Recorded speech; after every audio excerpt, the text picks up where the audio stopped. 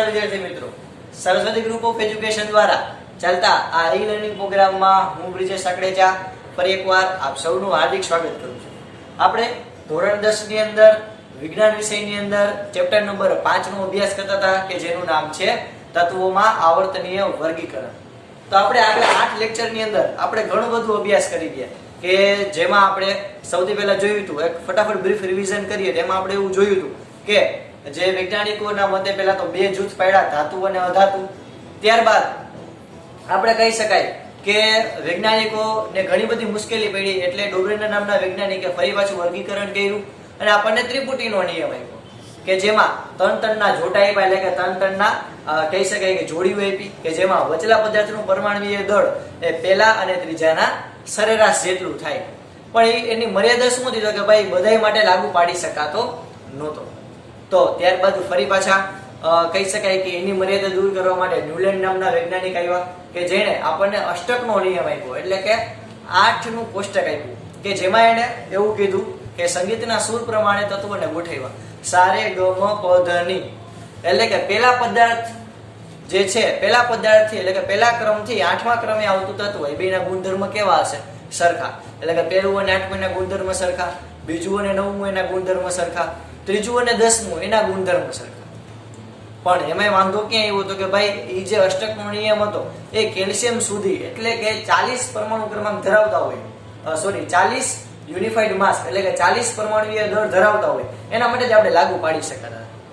પણ તો એને દૂર કરવા માટે આ મેન્ડેલિફ નામના વૈજ્ઞાનિક આવ્યા. આ મેન્ડેલિફ જે રસાયણ શાસ્ત્રી હતા એને ત્યારના જમાનામાં 63 તત્વો શોધેલા હતા. એ 63 તત્વોને એને કેના પ્રમાણે ગોઠવ્યા તો કે ભાઈ 3 વસ્તુને ધ્યાનમાં લીધી. જો આપણે ફટાફટ આપણે એક વસ્તુ મજાની રિવિઝન કરી શકાય.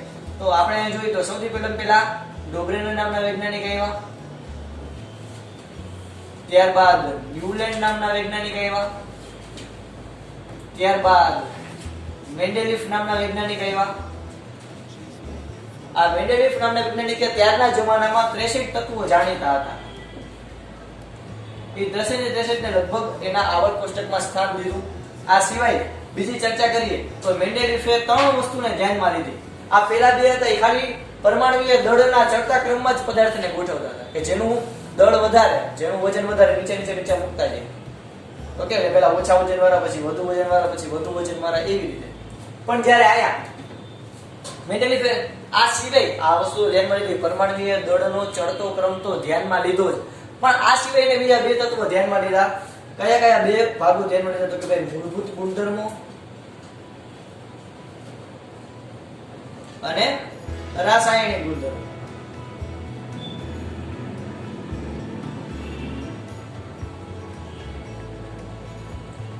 પેલું હતું પરમાણુય દળનો ચડતો ક્રમ, પરમાણુના દળનો ચડતો ક્રમ. બીજું મૂળભૂત ગુણધર્મો જેમાં ઓક્સાઇડ અને હાઇડ્રોક્સાઇડ ઓક્સિજન અને હાઇડ્રોજન જે છે એની સાથે સંયોજન કોઈ તત્વ કેવા સંયોજન બનાવે એને ધ્યાનમાં લીધું. એને મૂળભૂત ગુણધર્મો કીધા અને રાસાયણિક ગુણધર્મો. તો આ જે સરખા ધરાવતા હોય પહેલા તેને બધાના કાર્ડ બનાવ્યા, પછી જે આમ સરખા તત્વ જે સરખા ગુણધર્મ ધરાવતા હોય એ બધાને એક લાઈન બનાવી અને આપણને મેન્ડેલિફનું આવર્ત કોષ્ટક આવ્યું. પણ આમાં વાંધો ક્યાં આવ્યો હતો કે ભાઈ આપણે મેન્ડેલિફના આવર્ત કોષ્ટકની વિશેષતા અથવા તો વિસંગતતા જોઈ હતી અને આપણે એની મર્યાદા પણ જોઈ હતી અને એના ફાયદા પણ જોયા. ઓકે, તો આની મેઇન તો કેટલી મર્યાદા હતી તો કે ભાઈ એક તો એ હતી કે આમાં હાઇડ્રોજનને ક્યાં મૂકવું એ ખબર નથી પડતી. બીજું સમસ્થાનિકો એટલે કે સરખું દળ ધરાવતા, સરખો પરમાણુય ક્રમાંક ધરાવતા હોય પણ એના દળ અલગ હોય, એને ક્યાં મૂકવા એ ખબર નથી પડતી. અને ત્રીજું કે પરમાણુય દળના ચડતા ક્રમમાં અનિયમિતતા હતી, એટલે કે નવું તત્વ આપણે શોધવામાં મુશ્કેલી પડતી. તો એને દૂર કરવા માટે હેનરી મોસેલે નામના વૈજ્ઞાનિક આવ્યા. આ કહી શકાય કે પહેલા, આ કહી શકાય કે બીજા, આ કહી શકાય કે ત્રીજા અને ત્યાર પછી ચોથા હેનરી મોસેલે નામના વૈજ્ઞાનિકે આપણને આધુનિક આવર્ત કોષ્ટકની રૂપરેખા આપી કે જેમાં આધુનિક આવર્ત કોષ્ટક છે એમાં આપણે કેને ધ્યાનમાં લીધું કે પરમાણુય દળ. આ બધા જે છે એ પરમાણુય દળને ધ્યાનમાં લેતા હતા, જ્યારે હેનરી મોસેલે પરમાણુય ક્રમને, પરમાણુય ક્રમાંકને ધ્યાનમાં લીધું. પરમાણુય ક્રમાંક મુજબ તત્વોને ગોઠવા કે જેમાં એને કેટલા સમૂહ આપ્યા તો કે ભાઈ 18 સમૂહ. સમૂહ એટલે તો કે ભાઈ ઊભા સ્તંભ. ઓકે, આપણે જો જોઈએ તો કે આ 1 2 3 4 5 6 7 8 9 10 11 12 13 14 15 16 17 અને 18 સમૂહ. આવર્ત એટલે તો કે ભાઈ આડી લીટી. તો એને આડી લીટી કેટલી આપી તો કે 7 1 2 3 4 5 6 અને 7. તો 7 આવર્ત અને 18 સમૂહ. આમે આપણે લખીએ 7 આવર્ત અને 18 સમૂહ. ઓકે, આપણે આટલું જોયું. આ સિવાય તો કે આપણે જોયું તો કે આધુનિક આવર્ત કોષ્ટક છે એની મદદથી આપણે 4 લાક્ષણિકતા જોઈ શકીએ. કઈ કઈ તો કે પહેલી સંયોજકતા, જે આપણે લાસ્ટ લેક્ચરમાં કરી, એટલે કે કોઈ પણ પદાર્થને નિષ્ક્રિય વાયુ જેવી રચના પ્રાપ્ત કરવા માટે, આ ભગવાન જેવા થવા માટે કાંઈ ઇલેક્ટ્રોન ગુમાવે કાંઈ ઇલેક્ટ્રોન મેળવે. ઓકે, તો એ સંખ્યાને આપણે કહીએ સંયોજકતા. એમાં આપણે જોયું હતું કે પહેલા જે સમૂહ છે એની સંયોજકતા 1 હતી +1, એટલે કે આ બધા જે સમૂહ છે એક ઇલેક્ટ્રોન ગુમાવે તો એક સ્ટેપ આમ વયા જાય. પછી આ જે છે 2 ઇલેક્ટ્રોન ગુમાવે, આ પી વિભાગ છે 3 ઇલેક્ટ્રોન ગુમાવે. આ જે છે એ આપણે પેલા તત્વો લખી નાખીએ એટલે આપણને સહેલું પડે. ઓકે, તો આપણે અહીં લખશું હેલિના કબ્ર સે ફરાર, એટલે કે hydrogen, lithium, sodium, potassium, rubidium, caesium અને ફ્રાન્સિયમ. હેલિના કબ્ર સે ફરાર યાદ છે ને બધી ટ્રીક એલા. પછી આ બીજું તો કે ભાઈ બેટા માંગે કાર, સ્કૂટર લઈ અને બાપા રખડે. ચાલો અહીંયા આપણે આને આપણે એસ વિભાગના તત્વો કહેતા હતા, આને આપણે કહીએ પી વિભાગના તત્વો. તો પી વિભાગના તત્વોમાં અહીંયાથી ચાલુ કરશે બેંગન, આલુ, ગાજર, ઈંઠેરી. બરાબર. પછી તો કે અહીંયા આપણે કરશે કે સોરી અહીંયા આવશે C carbon, chemistry, sir, get, some, doubt અથવા તો પ્રોબ્લેમ.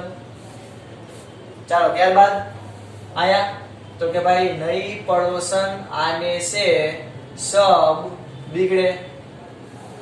બરાબર. ચાલો ત્યારબાદ આયા ઓ સે ટેપો, ઓ સ સે ટે પો. ઓ સે ટેપો એટલે બીજાની કોપી કરવી. આયા તો કે ફીલ કલ, બહાર, આઈ, આંટી. અને નિષ્ક્રિય વાયુઓ તો કે ભાઈ રીના, नीना और करीना का एक्सरे रंगीन. ओके, तो આવી રીતે આ એસ વિભાગના તત્વો, આ પી વિભાગના તત્વો. પછી મેં કીધું હતું કે વચ્ચેની શ્રેણી કેમ રહેશે તો કે ભાઈ સુનો, तुम, विवाह कर लो मुझसे, फिर कोई नहीं कहेगा जालिम. ओके, तो આવી રીતે તમે આવર્ત કોષ્ટક આખું યાદ રાખતા પણ આવડે જ છે.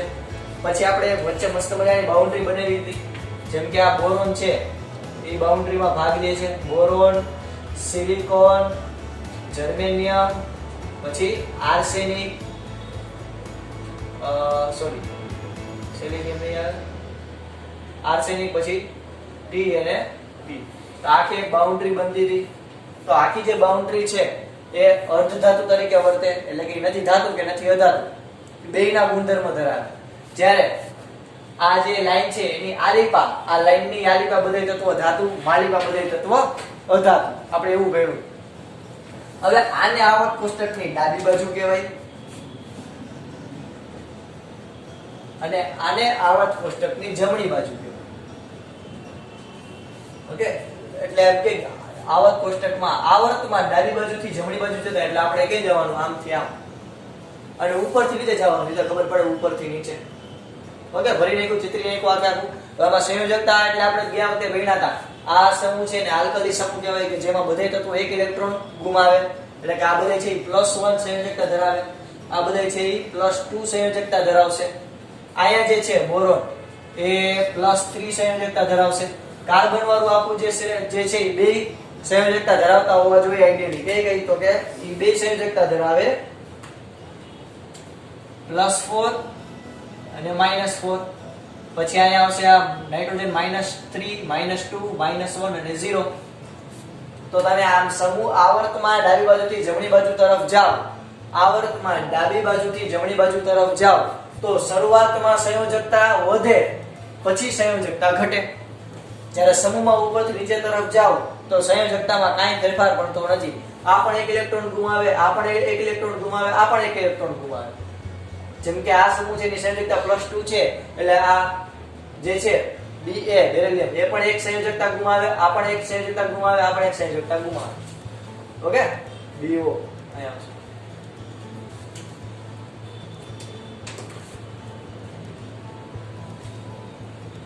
ક્લિયર થયું છોકરાઓ? ઓકે, ચાલો હવે આપણે ત્યાંથી આગળ વધીએ. તો આપણને હવે કીધેલું છે પરમાણુય કદ. તો આપણે હવે ધ્યાનમાં લઈએ પરમાણુય કદ. તો પરમાણુય કદ એટલે શું? તો કે ભાઈ આપણે સિમ્પલ કહી શકીએ પરમાણુય કદ એટલે એક મિનિટ આપણે અહીંયા ભૂલ મને એવું લાગ્યું, અહીંયા આવે બેટા Be. ઓકે, અહીંયા એ ચોખ્ખું કરતા. ચાલો હવે તો કે જો આપણે પરમાણુય કદ એટલે શું? તો કે કદ, પરમાણુય કદ એટલે પરમાણુનું કદ. તો જો પરમાણુને ગોળાકાર કલ્પવામાં આવે, આપણે પરમાણુને હજી જોયો નથી, આપણે એવું ધારણા કરીએ છીએ કે ગોળાકાર હશે, કારણ કે અલ્ટિમેટલી તમને કોઈ એમ કહે કે ભાઈ તમારી પાસે કોઈ પદાર્થ છે કે જેની 3 બાજુ છે, તમે શું કહી શું હશે? ત્રિકોણ. બરોબર? તમને તમારી પાસે કોઈ પદાર્થ છે એની 4 બાજુ છે તો તમે શું ચતુષ્કોણ, 2 ડાયમેન્શનમાં. તો એવી રીતે આપણે ઘણા બધા એક્સપેરિમેન્ટ કર્યા અને આપણે ઓલમોસ્ટ એવું ધારીએ છીએ કે પરમાણુ છે ગોળાકાર છે. તો આપણે પહેલા લખવાનું શું? તો કે જેવો પરમાણુને ગોળાકાર કલ્પવામાં આવે, જો પરમાણુને ગોળાકાર કલ્પના કરવામાં આવે, ગોળાકાર ધારવામાં આવે, તો એક સ્વતંત્ર પરમાણુ એટલે કે કોઈ એક જ પરમાણુની વાત કરીએ તેના કેન્દ્રથી તેની સૌથી બહારની કક્ષા વચ્ચેના સરેરાશ અંતરને શું કહેવાય? પરમાણુય ત્રિજ્યા. શું કહેવાય? પરમાણુય ત્રિજ્યા.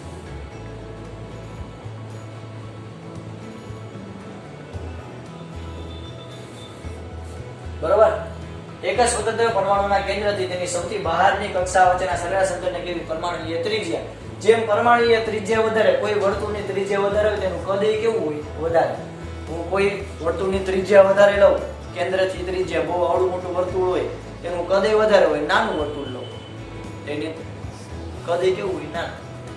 ચાલો ઓકે, તો આપણે મસ્ત મજાની આકૃતિ દ્વારા સમજીએ. આપેલા બધું ફટાફટ બુકની અંદર ફટાફટ લખી આ વિડિયો પોસ્ટ કરીને. આ તો ફટાફટ આટલું રિવિઝન તો આપણે બધાને યાદ જ હોવું જોઈએ. બરોબર? ચાલો પૂછી નાખીએ.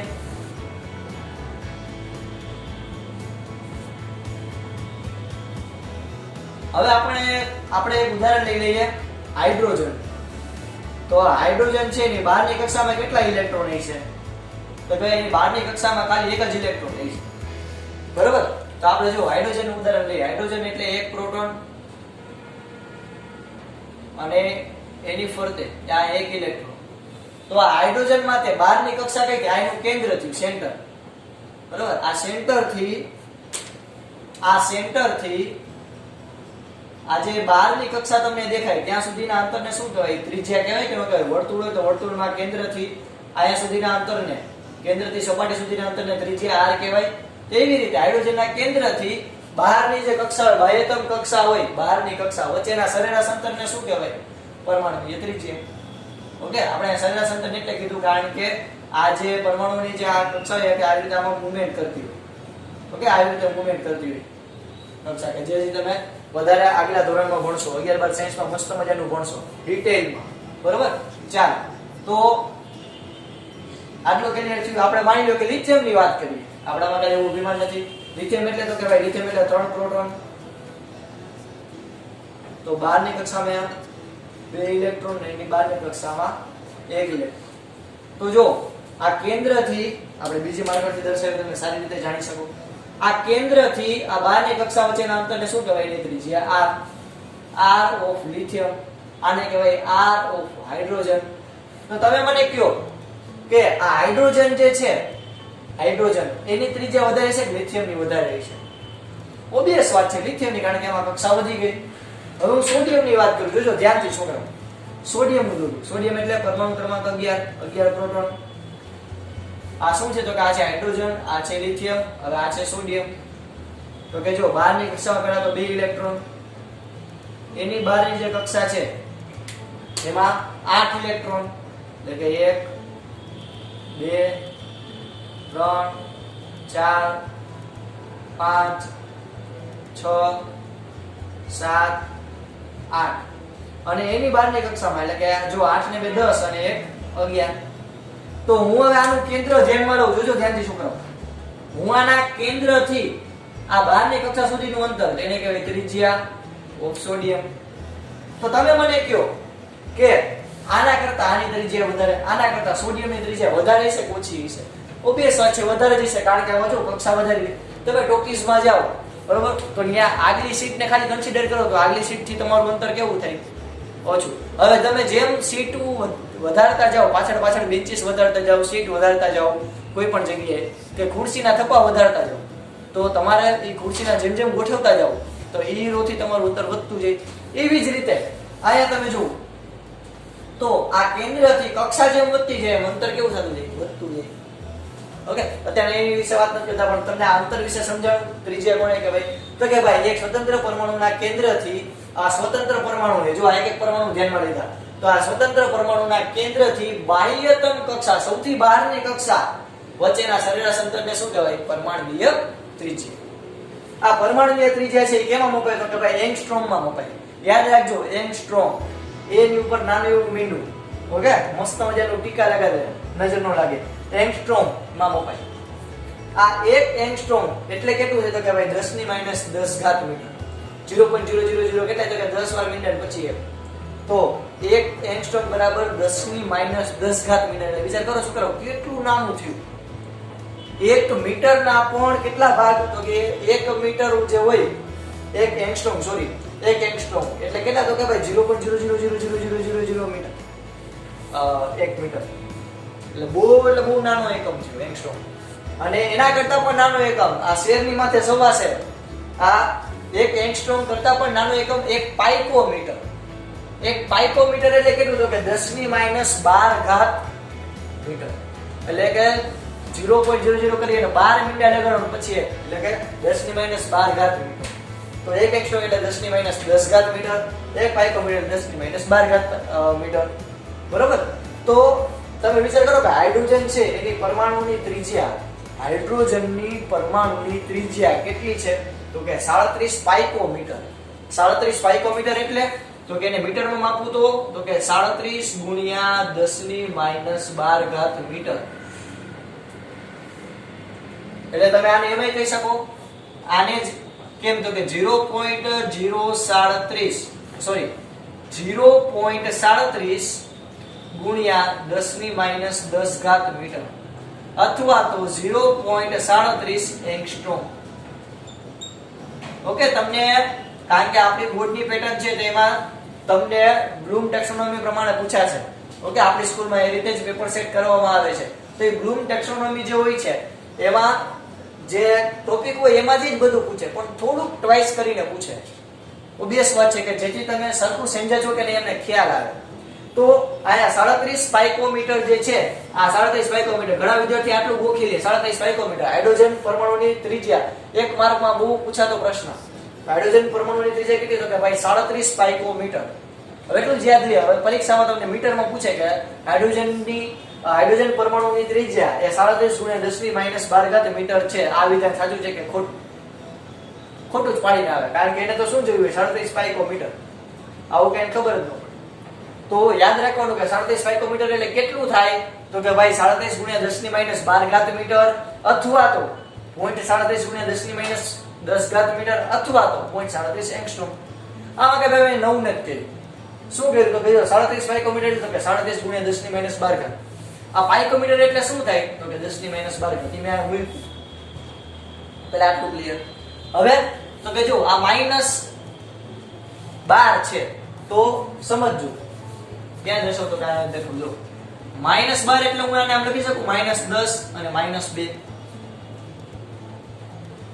તો -10 અને -2 લખી શકું. હવે ઘાતનો નિયમ હોય તો એમાં તો બેને ઇન્ડિવિડ્યુઅલી આપી શકું, એટલે હું આમ લખી શકું કે 37 ગુણ્યા 10 ની -10 ઘાત અને ગુણ્યા 10⁻². આને આમ લખાય કે ન લખાય? 10⁻12. તો આ 10⁻10 એટલે શું થઈ ગયું? એંગસ્ટ્રોમ. 37 ગુણ્યા 10⁻2. 10⁻2 એટલે તો કે 0 છેદમાં 100. તમે એમ કહી શકો. તો 37 ના છેદમાં 100 એટલે કેટલું થઈ ગયું? 37. ઓકે, આવી રીતે ગણતરી કરી શકો. ફટાફટ લખી નાખજો, મૂકી નાખો.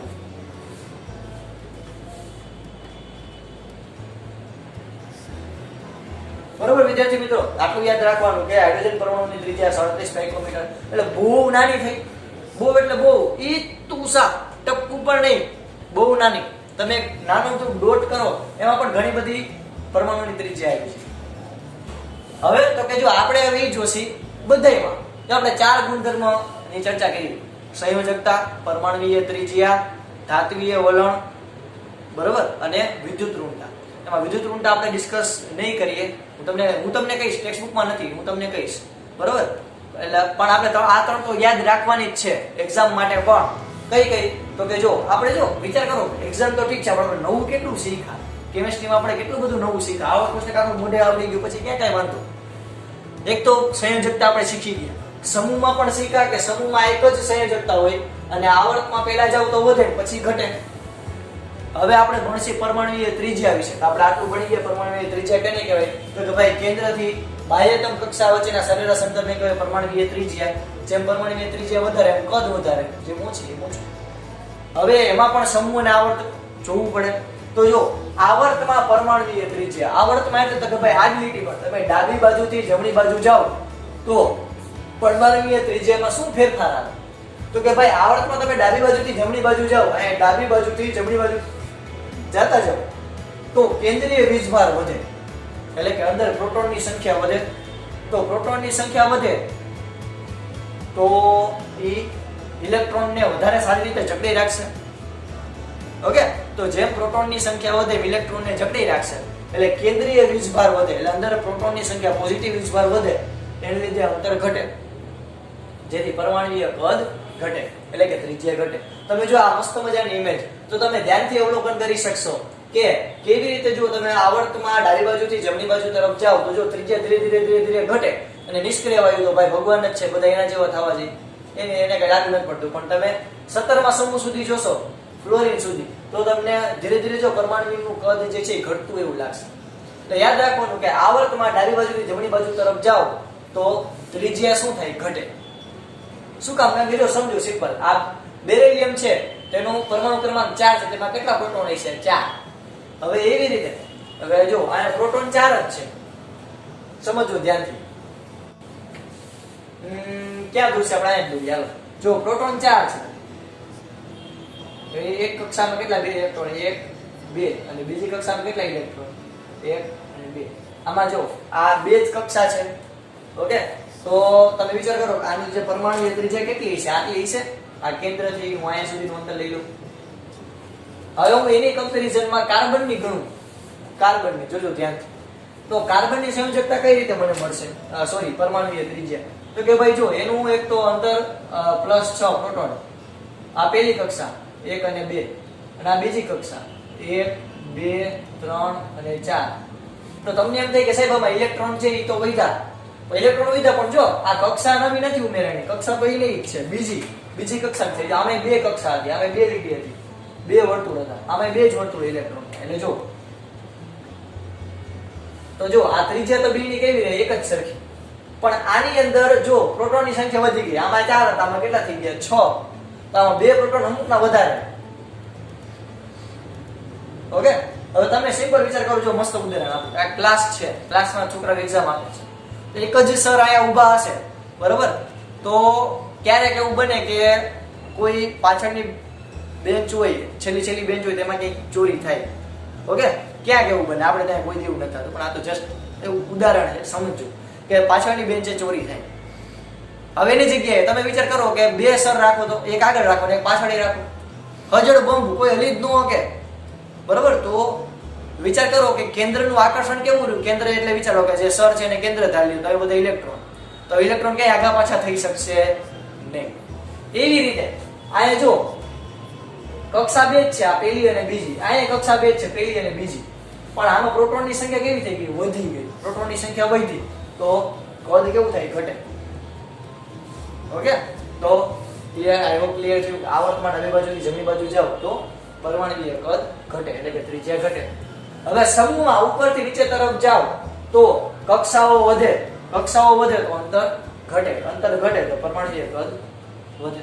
એટલે કે આપણે સિમ્પલ વાત કરીએ તો એક મોટો હોલ હોય ને એમાં એક જ જણો રાખ્યો હોય તો એ છેલ્લે સુધી ધ્યાન રાખી શકશે નહીં.